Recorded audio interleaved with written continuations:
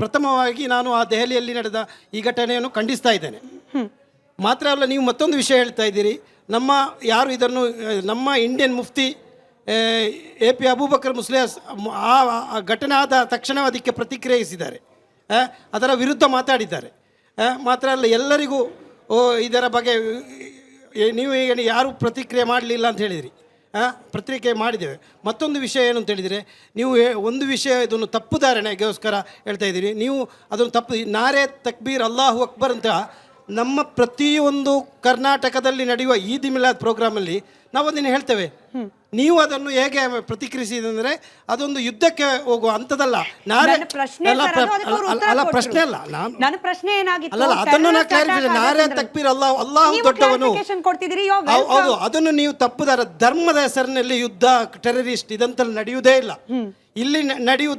ಇಲ್ಲಿ ನಡೆಯುವುದು ಇಂಡಿಯನ್ ಪೊಲಿಟಿಕ್ಸಿನ ಒಂದು ಭಾಗ, ಕೆಲವು ಬೇಳೆಯನ್ನು ಬೇಯಿಸಲು ನಡೆಸುವಂಥ ಒಂದು ಭಾಗ ಅಂತ ನಾನು ಹೇಳ್ತೇನೆ.